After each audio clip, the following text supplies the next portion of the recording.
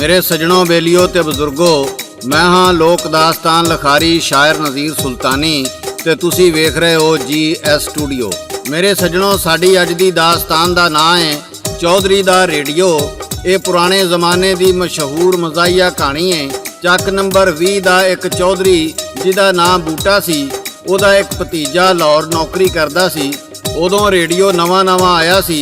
इस तो पहलां पिंडां विच कदी कोई अखबार आ जांदा ते लोकां नूं मुल्की हालात दा पता लगदा। चौधरी दे भतीजे ने एक रेडियो खरीदिया ते जाके अपने ताए चौधरी बूटे खान नूं दित्ता ते आखिया, हुण तुहानूं अखबार दी उडीक करन दी लोड़ कोई नहीं। ये रेडियो तुहानूं सारियां खबरां देवेगा, नूर जहां दे ते रेशमा दे गाने भी सुनावेगा, कवालियां भी सुनावेगा ते मौसम दा हाल भी दसेगा।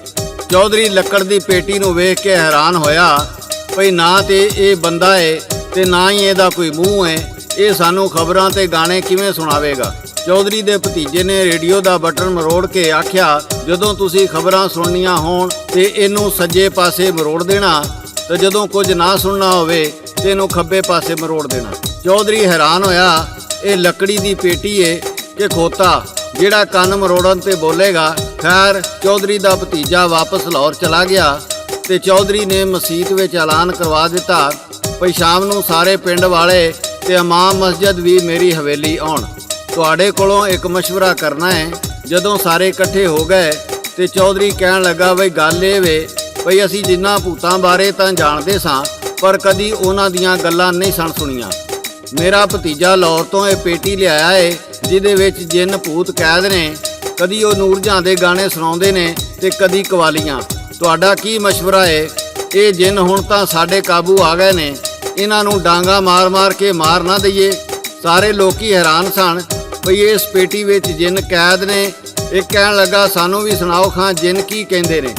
जदों चौधरी ने ओहदा कन्न मरोड़िया ते उस वेले नूर जहां दा गाना लगा होया सी। चौधरी अंदरों डांग कढ़ लिया। मौलवी नूं गाना चंगा लगा ते मौलवी ने आख्या, जे चौधरी ने डांग मार के जिन भजा दिते ते फिर सानू गाने कौन सुनाएगा। वो कहण लगा, चौधरी इनू डांग ना मारी, नहीं तो लकड़ी दी पेटी टुट जानी है ते जिन सारे निकल के सानू चंबड़ जाने ने। मैं इहदा कोई होर हल कढ़ांगा ते फिर इन्हां नूं पेटी विचों कढ़ांगे। इस तो अगे दा हाल तुहानूं गा के सुना रहे ने लोक दास्तानां दे बादशाह सादक भट्टी बागमोड़ वाले। रिकॉर्ड करते ने लाला जी ते लिखते ने शायर नज़ीर सुल्तानी।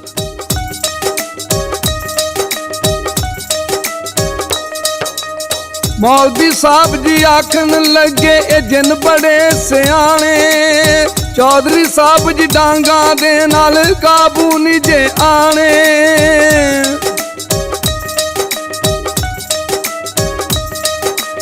जे ए पेटी बिचों निकले सब नू चंबड़ जाने।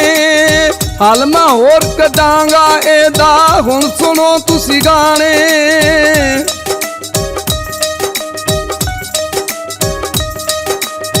अगे होके रेडियो ताई हथ ना कोई लावे, मते निकल के जिन कोई बिचों ओनू चंबड़ जावे।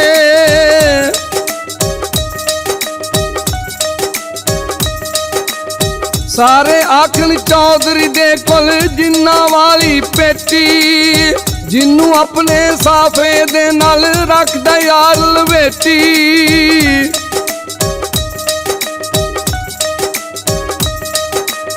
एक बारी अंग्रेजी खबरां रेडियो उत्ते आया।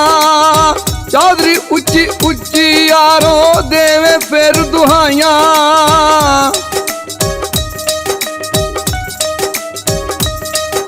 अंग्रेजा फिर जी कब्जा किया साडे देश ते आ।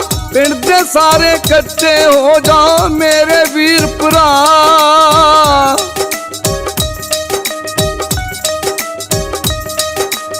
पिंड दे सारे लोकी आके बैठे यार हवेली। जट घमियार ते नाई मोची नाले माछी तेली।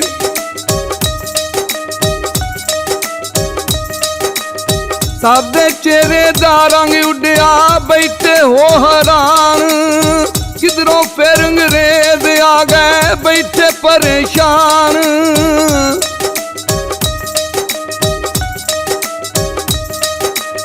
ਚੌਧਰੀ ਕਹਿੰਦਾ ਜਿੰਨਾ ਦੱਸਿਆ ਕਰ ਲੋ ਆਪਣਾ ਸਾਮਾ, ਸਾਡੇ ਦੇਸ਼ ਤੇ ਆ ਕੇ ਬਣਿਆ ਗੋਰਾ ਫੇਦੀ ਮਾਮਾ।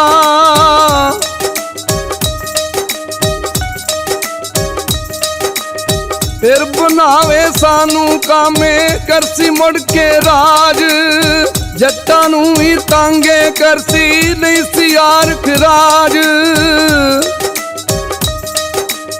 ਜੱਟਾਂ ਨੂੰ ਵੀ ਤਾਂਗੇ ਕਰਸੀ ਨਹੀਂ ਸੀ ਯਾਰ ਖਰਾਜ।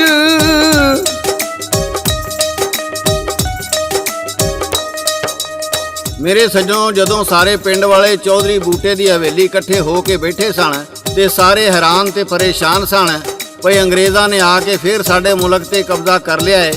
ਚੌਧਰੀ ਬੂਟਾ ਅੰਦਰੋਂ ਰੇਡੀਓ ਕੱਢ ਲਿਆਇਆ ਤੇ ਜਦੋਂ ਉਹਨੇ ਉਹਦਾ ਕੰਨ ਮਰੋੜਿਆ ਤੇ ਰੇਸ਼ਮਾ ਦਾ ਗਾਣਾ ਲੱਗਾ ਸੀ। ਚੌਧਰੀ ਕਹਿੰਦਾ ਮੁਬਾਰਕ ਹੋਵੇ ਜਿਨ੍ਹਾਂ ਨੇ ਅੰਗਰੇਜ਼ਾਂ ਨੂੰ ਭਜਾ ਦਿੱਤਾ ਹੈ ਤੇ ਰੇਸ਼ਮਾ ਦਾ ਇਹਨਾਂ ਤੇ ਕਬਜ਼ਾ ਹੋ ਗਿਆ ਹੈ। ਸਾਰੇ ਭੋਲੇ ਪਿੰਡ ਵਾਲੇ ਇੱਕ ਦੂਜੇ ਨੂੰ ਮੁਬਾਰਕਾਂ ਦੇਣ ਲੱਗ ਪਏ। ਇੱਕ ਵਾਰੀ ਵਿੱਚੋਂ ਕਿਤੇ ਸਪੀਕਰ ਦੀ ਤਾਰ ਮਾੜੀ ਜੀ ਹਿੱਲ ਗਈ ਤੇ ਸਪੀਕਰ ਕਰੜ ਕਰਨ ਲੱਗ ਪਿਆ। ਚੌਧਰੀ ਕਹਿਣ ਲੱਗਾ ਕੋਈ ਜਿੰਨ ਬਾਹਰ ਆਉਣ ਦੀ ਕੋਸ਼ਿਸ਼ ਪਿਆ ਕਰਦਾ ਏ, ਉਹ ਡੱਬੇ ਨੂੰ ਨੌਂਦਰਾਂ ਪਿਆ ਮਾਰਦਾ ਏ, ਇਹਨੂੰ ਕਿਵੇਂ ਕੱਢਾਂਗੇ। ਉਹਨੇ ਆਖਿਆ ਇਹਦੇ ਵਾਸਤੇ ਮੈਨੂੰ ਲਾਹੌਰ ਹੀ ਜਾਣਾ ਪੈਣਾ ਹੈ। ਉਹਨੇ ਰੇਡੀਓ ਆਪਣੇ ਸਾਫੇ ਵਿੱਚ ਲਪੇਟਿਆ ਤੇ ਟ੍ਰੇਨ ਤੇ ਬਹਿ ਕੇ ਲਾਹੌਰ ਅੱਪੜਿਆ। ਸਟੇਸ਼ਨ ਤੋਂ ਬਾਹਰ ਆਇਆ ਤੇ ਇੱਕ ਟਾਂਗੇ ਤੇ ਬਹਿ ਗਿਆ ਤੇ ਕੋਚਵਾਨ ਨੂੰ ਰੇਡੀਓ ਵਿਖਾ ਕੇ ਕਹਿਣ ਲੱਗਾ ਕਿਸੇ ਮਿਸਤਰੀ ਦਾ ਪਤਾ ਦੱਸ, ਮੈਂ ਇਹ ਪੇਟੀ ਉਹਦੇ ਕੋਲੋਂ ਖਲਾਉਣੀ ਏ। ਕੋਚਵਾਨ ਵੇਖ ਕੇ ਬੜਾ ਹੱਸਿਆ, ਕਹਿਣ ਲੱਗਾ ਮੈਨੂੰ ਵੀ ਲੱਗਦਾ ਇੱਕ ਚੌਧਰੀ ਪਿੰਡੋਂ ਆਇਆ ਹੈ ਤੇ ਰੇਡੀਓ ਇਹਨੇ ਪਹਿਲੀ ਵਾਰੀ ਵੇਖਿਆ ਹੈ, ਇਹ ਰੇਡੀਓ ਨੂੰ ਪੇਟੀ ਆਖੀ ਜਾਂਦਾ ਹੈ। ਖੈਰ ਉਹਨੇ ਇੱਕ ਰੇਡੀਓ ਮਕੈਨਿਕ ਦੀ ਦੁਕਾਨ ਤੇ ਜਾ ਕੇ ਟਾਂਗਾ ਖਿਲਾਰਿਆ ਤੇ ਆਖਣ ਲੱਗਾ ਉਹ ਮਿਸਤਰੀ ਬੈਠਾ ਹੈ, ਉਹਨੂੰ ਵਿਖਾ ਲਓ। ਉਸ ਤੋਂ ਅੱਗੇ ਕੀ ਹੋਇਆ ਇਹ ਤੁਹਾਨੂੰ ਗਾ ਕੇ ਸੁਣਾ ਰਹੇ ਨੇ ਸਾਦਕ ਪੱਟੀ ਬਾਗ ਮੋੜ ਵਾਲੇ।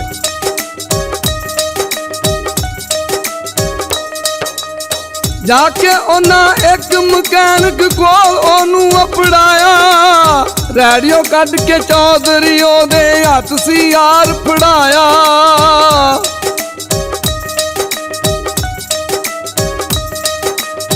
ਆਖਣ ਲੱਗੇ ਜਿੰਨ ਇਹਦੇ ਵਿੱਚ ਕੱਢਦੇ ਖੋਲ ਕੇ ਇਹਨੂੰ, ਜਿੰਨੇ ਪੈਸੇ ਆਖੇ ਬੰਦਿਆ ਦੇ ਦਿਆਂਗੇ ਤੈਨੂੰ।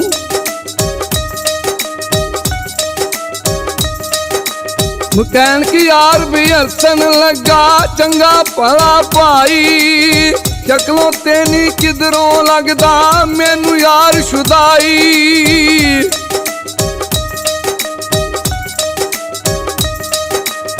ਫੇਰ ਉਹ ਸੋਚਣ ਲੱਗਾ ਪਿੰਡ ਦੇ ਬੰਦੇ ਵੀ ਤੇ ਭੋਲੇ, ਸ਼ਹਿਰਾਂ ਦੇ ਵਿੱਚ ਅੱਬ ਖੜੱਬ ਤੇ ਸੱਜਣੋ ਸਾਰੇ ਰੌਲੇ।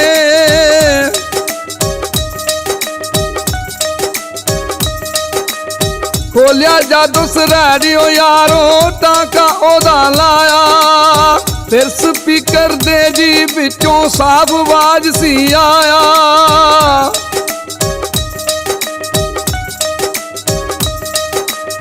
ਚੌਧਰੀ ਅੱਗੇ ਉੜ ਵੇਖੇ ਜਿੰਨ ਨਜ਼ਰ ਨਹੀਂ ਆਉਂਦਾ, ਤਾਰਾਂ ਜਿਹੀਆਂ ਜੋੜ ਕੇ ਕਿਵੇਂ ਜਿੰਨ ਨੂੰ ਯਾਰ ਬੁਲਾਉਂਦਾ।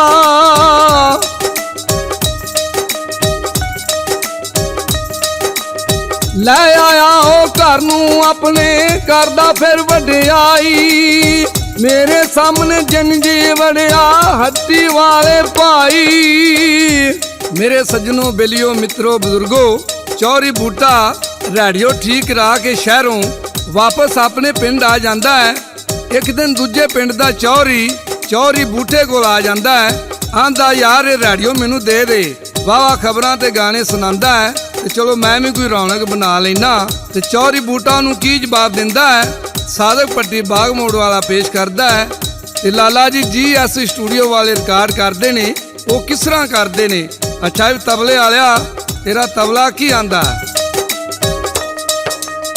ਦੂਜੇ ਪਿੰਡ ਦਾ ਚੌਧਰੀ ਇੱਕ ਦਿਨ ਉਹਦੇ ਕੋਲ ਜੀ ਆਇਆ, ਚੌਧਰੀ ਬੂਟੇ ਰੇਡੀਓ ਆਪਣਾ ਚਲਾ ਕੇ ਫੇਰ ਵਹਾਇਆ।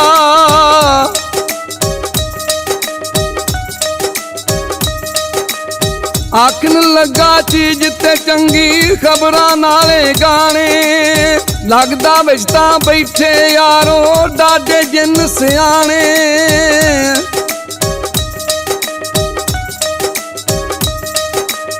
ਚੌਧਰੀ ਮੈਨੂੰ ਪੇਟੀ ਦੇ ਦੇ ਗਾਂ ਤੇ ਬੱਚਾ ਲੈ ਲੈ, ਮੈਂ ਨਹੀਂ ਪੇਟੀ ਦੇਣੀ ਤੈਨੂੰ, ਜੋ ਕਹਿਣਾ ਤੂੰ ਕਹਿ ਲੈ।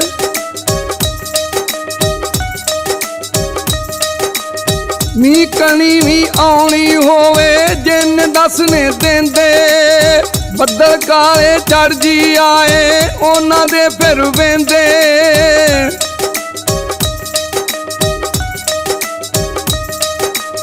ਚੌਧਰੀ ਫਿਰ ਹਵੇਲੀ ਦੇ ਵਿੱਚ ਬਾਵਾ ਖੇਡ ਬਣਾਈ, ਹੁੱਕਾ ਫੜ ਕੇ ਆ ਬੈਂਦੇ ਜੀ ਪਿੰਡ ਦੇ ਸਾਰੇ ਭਾਈ।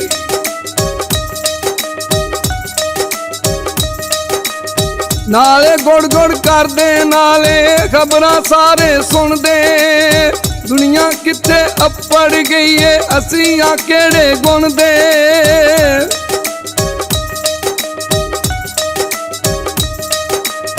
ਭੋਲੇ ਬੰਦੇ ਦਿਲ ਦੇ ਚੰਗੇ ਕਰਦੇ ਨਹੀਂ ਵਡਿਆਈ, ਅੱਜ ਕੱਲ ਦੇ ਬੱਚਿਆਂ ਨੂੰ ਨਾ ਸਮਝ ਕੋਈ ਯਾਰੋ ਆਈ।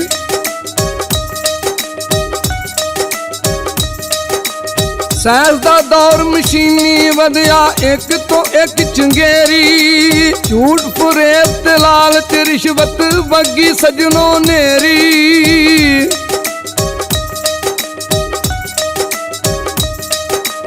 ਇੱਕ ਦੂਜੇ ਤੋਂ ਅੱਗੇ ਜਾਣਾ ਲੱਗੀਆਂ ਹੋਈਆਂ ਰੇਸਾਂ, ਅੰਗਰੇਜ਼ਾਂ ਦੀ ਨੌਕਰੀ ਕਰਦੇ ਜਾਂ ਬਗਾਨਿਆਂ ਦੇਸਾਂ, ਅੰਗਰੇਜ਼ਾਂ ਦੀ ਨੌਕਰੀ ਕਰਦੇ ਜਾਂ ਬਗਾਨਿਆਂ ਦੇਸਾਂ।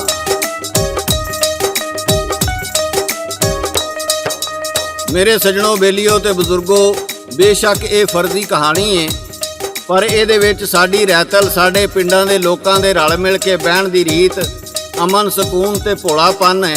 ਜਦੋਂ ਏਡੀ ਪੈਸੇ ਦੀ ਹਵਸ ਨਹੀਂ ਸੀ, ਹਾੜੀ ਸੋਹਣੀ ਕਮਾਣੀ ਤੇ ਸਾਰਾ ਸਾਲ ਖਾਣੀ। ਅੱਜ ਦੇ ਦੌਰ ਵਿੱਚ ਤੇ ਪੈਸੇ ਦੀ ਦੌੜ ਲੱਗੀ ਏ, ਹਰ ਕੋਈ ਇੱਕ ਦੂਜੇ ਤੋਂ ਅੱਗੇ ਨਿਕਲਣਾ ਚਾਹੁੰਦਾ ਏ, ਥੋੜੇ ਤੇ ਕੋਈ ਸਬਰ ਨਹੀਂ। ਮੇਰੇ ਸੱਜਣੋ, ਇੱਕ ਦੀ ਥਾਂ ਤੇ ਦੋ ਰੋਟੀਆਂ ਤੇ ਖਾ ਨਹੀਂ ਲੈਣੀਆਂ, ਜਿੰਨੀ ਸਾਨੂੰ ਭੁੱਖ ਏ ਓਨੀ ਅਸਾਂ ਖਾਣੀ ਏ। ਕੀ ਕਰਾਂਗੇ ਅਸੀਂ ਬਹੁਤਾ ਕੁਝ ਜਮ੍ਹਾਂ ਕਰਕੇ। ਉਹਨਾਂ ਜ਼ਮਾਨਿਆਂ ਵਿੱਚ ਉਹਨਾਂ ਦੀ ਜ਼ਿੰਦਗੀ ਪੁਰਸਕੂਨ ਸੀ, ਪਰ ਅੱਜ ਦੀ ਜ਼ਿੰਦਗੀ ਵਿੱਚ ਸਕੂਨ ਨਹੀਂ। ਮੈਂ ਤੇ ਸਮਝਣਾ ਕਿ ਅੱਜ ਦੀਆਂ ਪੜ੍ਹਾਈਆਂ ਲਿਖਾਈਆਂ ਨਾਲੋਂ ਉਦੋਂ ਦੇ ਅਨਪੜ੍ਹ ਤੇ ਨਾ ਸਮਝ ਲੋਕ ਬਹੁਤੇ ਚੰਗੇ ਸਨ। ਉਹ ਕਿਸੇ ਨਾਲ ਜ਼ਿਆਦਤੀ ਨਹੀਂ ਸੀ ਕਰਦੇ, ਕਿਸੇ ਦਾ ਹੱਕ ਨਹੀਂ ਸੀ ਖਾਂਦੇ ਤੇ ਰੁੱਖੀ ਸੁੱਖੀ ਖਾ ਕੇ ਰੱਬ ਦਾ ਸ਼ੁਕਰ ਅਦਾ ਕਰਦੇ ਸਨ। ਮੈਂ ਸਮਝਦਾ ਵਾਂ ਉਹ ਲੋਕ ਅੱਜ ਦੇ ਲੋਕਾਂ ਨਾਲੋਂ ਜ਼ਿਆਦਾ ਮਜ਼ਹਬੀ ਸਨ, ਪਰਹੇਜ਼ਗਾਰ ਸਨ, ਅੱਲਾ ਦੀ ਇਬਾਦਤ ਕਰਨ ਵਾਲੇ ਸਨ ਤੇ ਅੱਲਾ ਦੇ ਖੌਫ ਤੋਂ ਡਰਨ ਵਾਲੇ ਸਨ। ਪਰ ਅੱਜ ਅਸੀਂ ਖੁਦਾ ਨੂੰ ਭੁੱਲੀ ਬੈਠੇ ਹਾਂ। ਅਸੀਂ ਸਮਝਦੇ ਹਾਂ ਜੋ ਅਸੀਂ ਅੱਜ ਹਾਂ ਉਹ ਹਮੇਸ਼ਾ ਰਵਾਂਗੇ। ਕੀ ਅਸੀਂ ਰੱਬ ਦੇ ਦਰਬਾਰ ਵਿੱਚ ਹਾਜ਼ਰ ਨਹੀਂ ਹੋਣਾ? ਕੀ ਸਾਡੀਆਂ ਕੀਤੀਆਂ ਹੋਈਆਂ ਇਨਸਾਨਾਂ ਨਾਲ ਜ਼ਿਆਦਤੀਆਂ, ਜ਼ੁਲਮ, ਇਹਦਾ ਹਿਸਾਬ ਰੱਬ ਸਾਡੇ ਕੋਲੋਂ ਨਹੀਂ ਲਵੇਗਾ? ਜ਼ਰੂਰ ਲਵੇਗਾ। ਅੱਲਾਹ ਤਾਲਾ ਹਰ ਇੱਕ ਤੇ ਰਹਿਮ ਕਰੇ। ਮੇਰੇ ਸੱਜਣੋ, ਇਹ ਸੀ ਸਾਡੀ ਅੱਜ ਦੀ ਦਾਸਤਾਨ ਤੇ ਇਹਦੇ ਨਾਲ ਹੀ GS ਸਟੂਡੀਓ ਵੱਲੋਂ ਸ਼ਾਇਰ ਨਜ਼ੀਰ ਸੁਲਤਾਨੀ, ਰਿਕਾਰਡਿਸਟ ਲਾਲਾ ਜੀ ਤੇ ਲੋਕ ਦਾਸਤਾਨਾਂ ਦੇ ਬਾਦਸ਼ਾਹ ਸਾਦਕ ਭੱਟੀ ਬਾਗ ਮੋੜ ਵਾਲੇ ਨੂੰ ਇਜਾਜ਼ਤ ਦਿਓ। ਅਸੀਂ ਫਿਰ ਕਿਸੇ ਨਵੀਂ ਦਾਸਤਾਨ ਨਾਲ ਦੁਬਾਰਾ ਹਾਜ਼ਰ ਹੋਵਾਂਗੇ। ਉਦੋਂ ਤੱਕ ਰੱਬ ਰਾਖਾ, ਰੱਬ ਰਾਖਾ।